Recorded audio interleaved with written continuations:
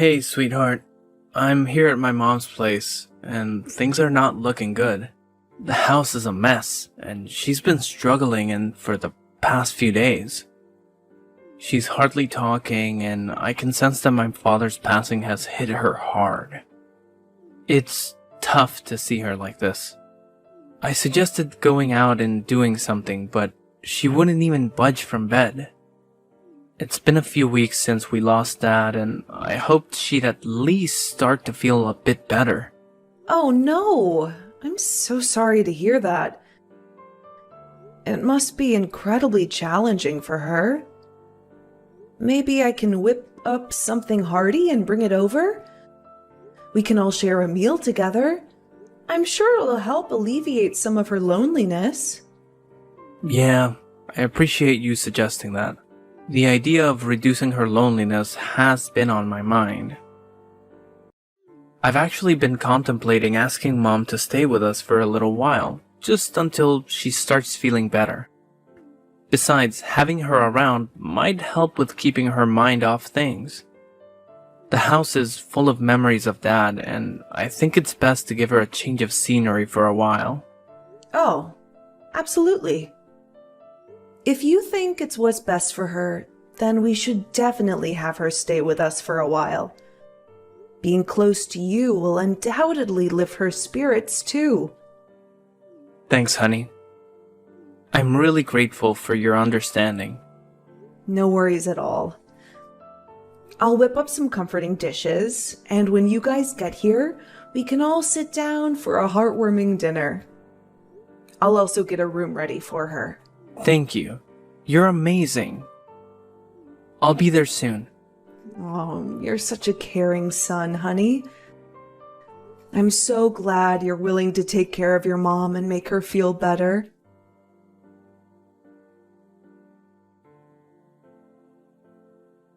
Hey Lillian, I need you to help me buy something. Hi, Sandra. Yeah, sure.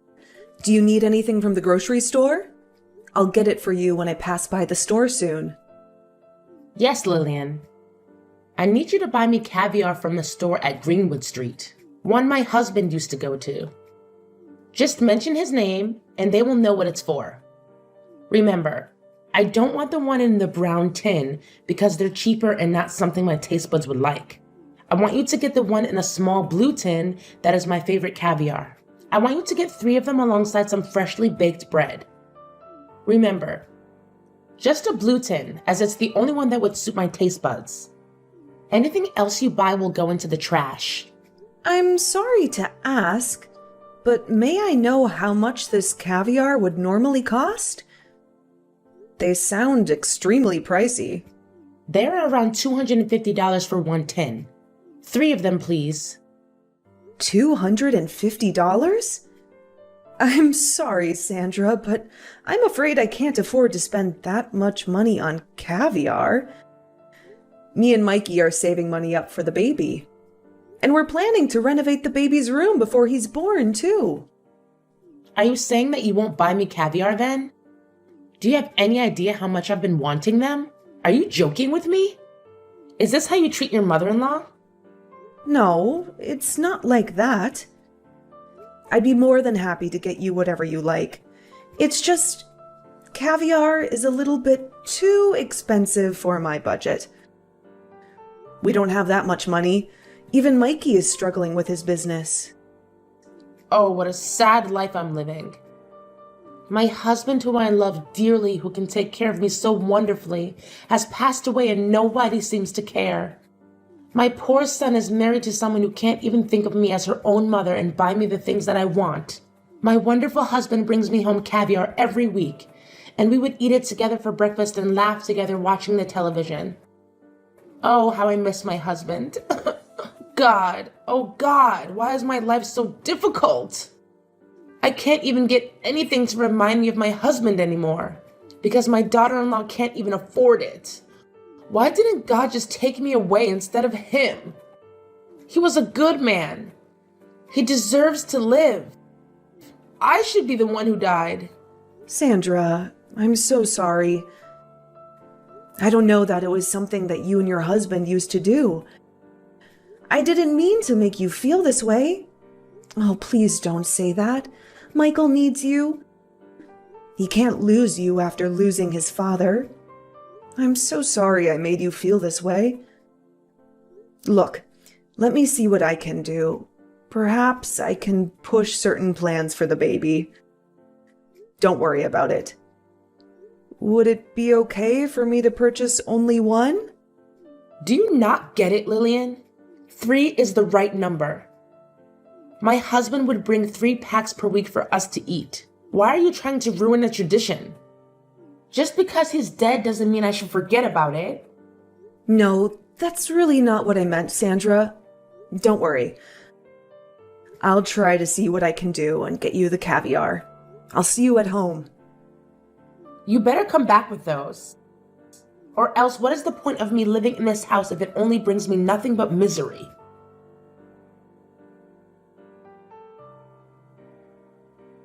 Hey Lillian, where are you?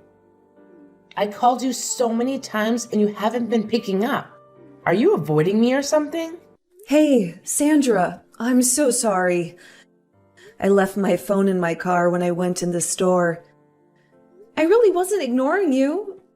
Is everything okay at home? Is there anything that you want me to bring home?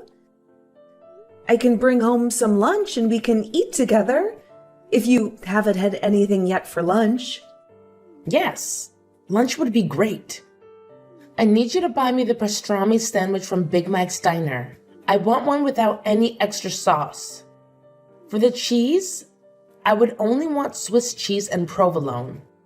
I like only 2 slices of tomatoes, no less or more, as that's how my husband used to do it.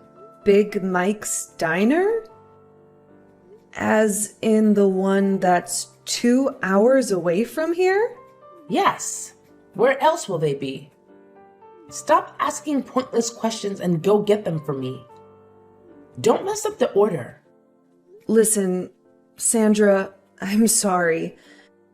And I'm not trying to be rude, but I don't think I can drive 2 hours to get the sandwich. Maybe we can ask Michael to get it in a time when he has free time. I have a doctor's appointment in an hour. If I get the sandwich, I won't make it to my appointment. I don't care about your doctor's appointment. You can do that anytime. Can't you reschedule? I really want this sandwich and I don't want to wait for another day just to eat them. I'm sorry, but I really can't. I can't just simply cancel my doctor's appointment. I need to check on the health of the baby, your grandson. Plus, I don't think it would be healthy for me to be driving that long when I'm 7 months pregnant. Excuses after excuses. Don't be such a baby. When I was pregnant with Michael, I did all sorts of things and I am doing fine, and so is he. I know this is just one of those excuses you make so that you can make me more miserable than I already am. Why is it so hard for me to get the sandwich that my husband used to get for me? It's one of the memories left of him that can help me go through the day when things get hard. My husband would never make excuses like you. My poor son, Michael. I wonder how he survives living with you all these years. God, why won't he just take me away? I want to be dead with my husband. I don't want to live here with this horrible woman. Sandra, please don't say that. That is not true at all. I have nothing against you, and I would never want to make you miserable. Please don't wish death upon yourself. Look, maybe I can go tomorrow. I'll be freer then. No! I already told you. I want it today. I've been thinking about it non-stop today. Are you trying to torture me by making me wait another day? My husband would never make me wait for things I really want. Oh God, why can't you just take me away too? Fine, Sandra. I'll cancel my doctor's appointment and I'll drive to the restaurant to get you the sandwich. Please stop wishing that you'll die. Michael would be so heartbroken to hear that. Be quick. Don't waste my time.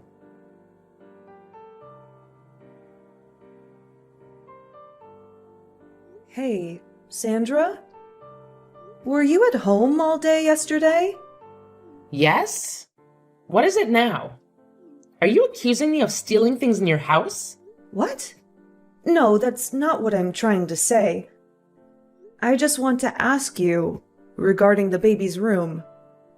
You've seen it before. When you first came, we painted it blue because the baby's a boy, and we thought it would suit him. We even put up a lot of different toys that we thought the baby might like. You know where I'm going with this, don't you, Sandra? The color is hideous. I don't feel good looking at it. And I believe the baby would feel the same way as me. What do you mean? The blue color of the room that you painted? It's hideous. It really doesn't suit the baby. It's better off with the current color. I love it more this time. So it was you who changed the color of the room without our permission. I'm sorry that I have to say this, but that is very disrespectful. That's my baby, and I deserve to know anything before you make changes to anything. Plus, this is my house. Just because we let you stay here doesn't mean you can make all the decisions that you like behind my back. Oh, I didn't know. I have to be asking permission to make changes in the house that my son lives in? What a disrespectful thing to say to me without me raising my son to be like the man he is. He wouldn't be here to be the good man for you. You should be more grateful that I even agreed to stay here. I don't understand what you're trying to say.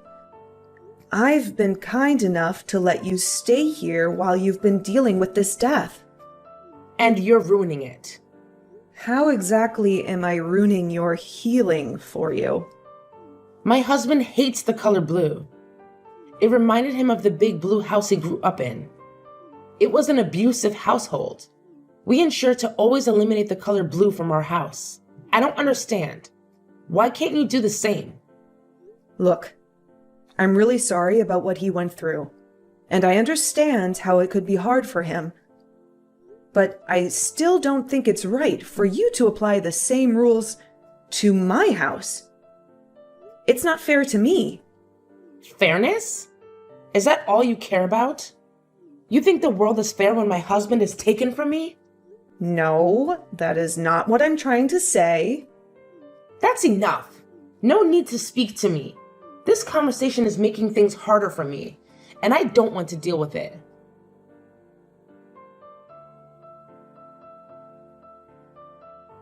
Michael, we really need to have a serious conversation about your mom.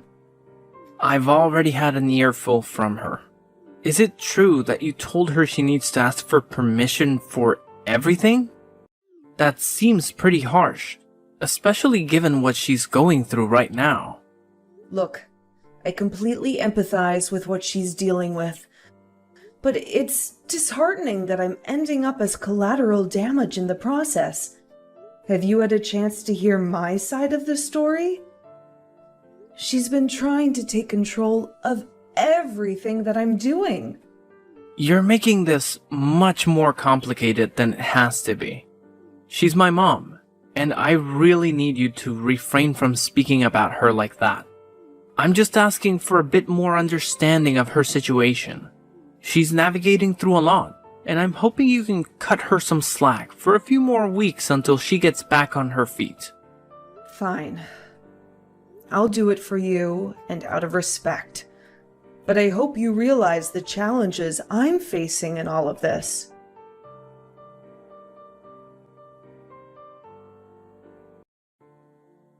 It's going to be Benedict Arnold Jr.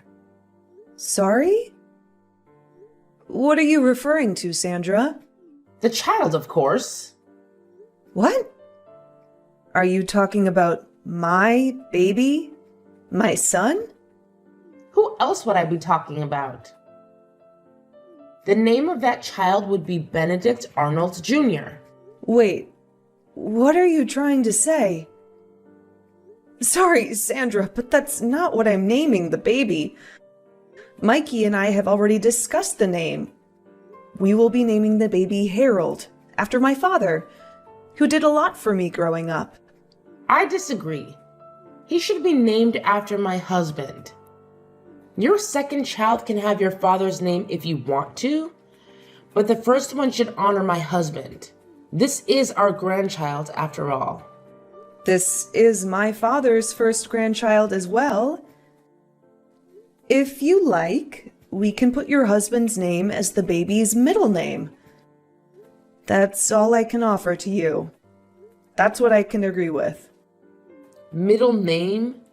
Is that all my husband is worth to you? All he ever wanted when he was alive was to have grandchildren. But you took too long to get pregnant. Now that he's gone, I want to at least have the child named after him. Is that so hard? At least your father is still alive. Isn't that enough for you? You know I have issues that made it hard for me to get pregnant. It's not like we did it on purpose. You think my father would only be appreciated when he passes away? I'm sorry, but it's not possible. I will not change the name of the baby just because you asked me to. You have no say. How rude of you to speak to me that way. Michael will know about this. You are being super disrespectful. That's not a way to speak to your mother-in-law. You know I'm still grieving. Sandra, I understand you're grieving. But my decision about the baby's name is not up for negotiation. We can discuss this calmly and find a compromise. But disrespectful accusations won't help anyone.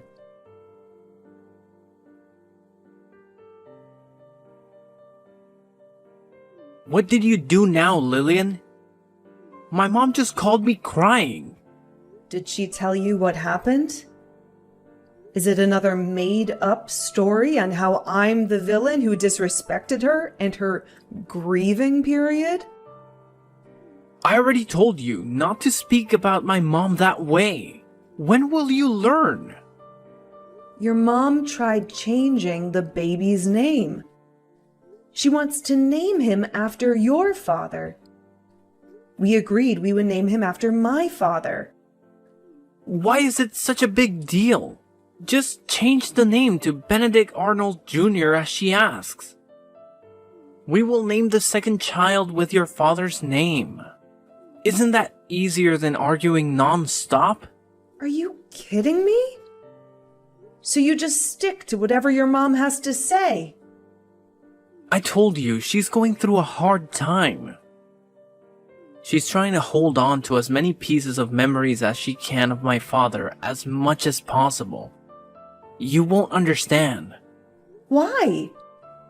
Because my father is still alive, and therefore I should never appreciate him, and I should only care for yours because he's already passed? Let's be real. You never really cared about your father anyway when he was alive. Are you expecting me to do the same? How dare you say that to me? You're being overdramatic. How could you disrespect your mother-in-law just because you want things to go your way? Of course I want things to go my way. This is my child. I'm done talking to you. Unless you calm down and come to your senses, then don't speak to me. Gladly.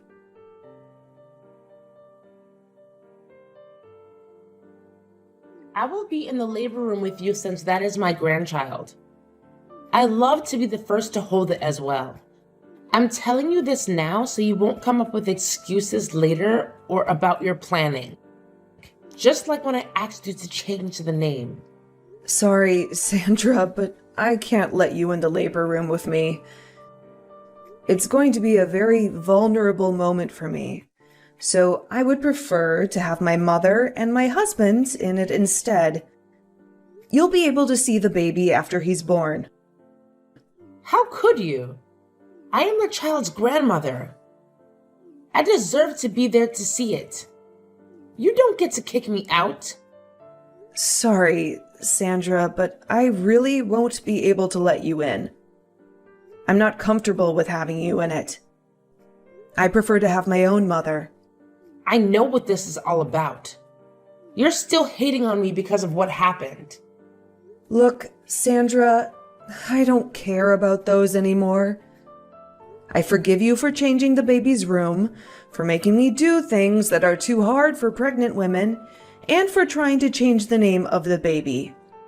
I want to give birth without all this negativity. Oh no, it's not that. You're mad at me because your husband loves me more than he loves you. What?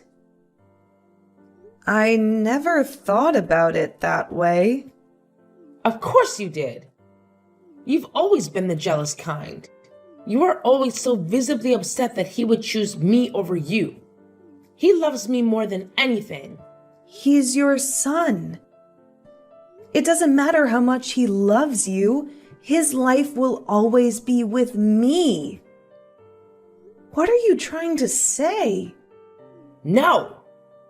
He's always going to be mine. You stole him from me. And now you're stealing my grandson from me. I will never let you do that. You're out of your mind. I hope he divorces you. You're a selfish bitch.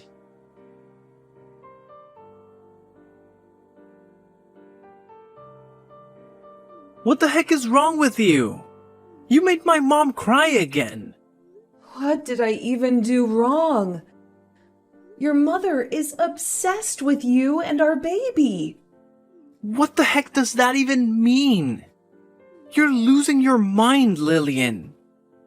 I'm carrying our child, and I've been so stressed since your mom came to live with us, and the hell that she put me through.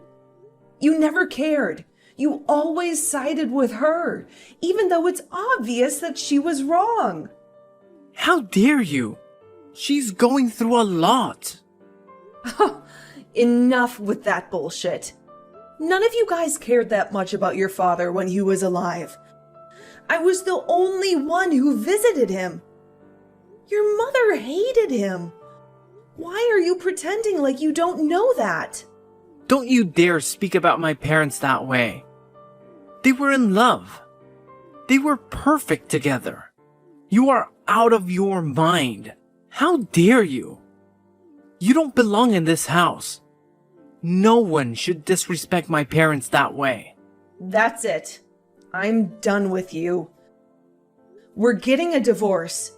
I will gladly leave this house if it means I don't have to deal with you or your mom anymore.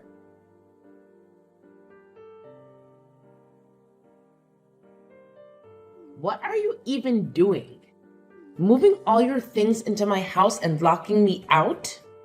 You don't deserve to even step your dirty feet in here. Come back and take all your things with you. Sorry, you mean my house? Can you please stop trying to open the door? Or else I'm going to have to call the police on you. Please leave. Are you out of your freaking mind? This is the house that my husband and I have been living in forever. It's my house now that he's dead. Get out and let me in. How do you even have the key? You thief? Oh, you must have not heard. Heard what? Get out. Your husband wrote to me on his will that once he passed, this house would be passed down to me. You don't get a cent of his money. You can stop pretending now, Sandra. You never cared for him. You were abusive to him. You even brainwashed Michael to hate him. Initially, I thought it was guilt that changed you, but I figured it out. It was all an act. You don't care that he died. You only care about his money. What? That's impossible. Why would he give it to you and not me? That's ridiculous. Is it though? I took care of him like he was my own father. I cared for him more than you and Michael did. Oh, that poor guy. He died knowing that you are all going to be chasing his money. If you have any issues with the will, please contact his lawyer. They will explain everything to you. But for now, please leave me alone and leave my property. Or else I'll call the police on you. Wait! No. Lillian, listen. It wasn't an act. I do care for him. I care for you too. You're the best daughter-in-law. I'm sorry for everything. I knew you would say this. Enough. And leave my property. The police are on their way.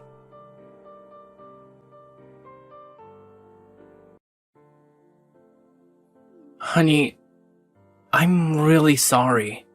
How did I ever miss this? You are just like your mother. Even your apology disgusts me. It's all about money, isn't it? No, you know how much I love you. My mother, she got into me. But I know better now. I know better now too. I know not to trust someone like you and your mother. Leave.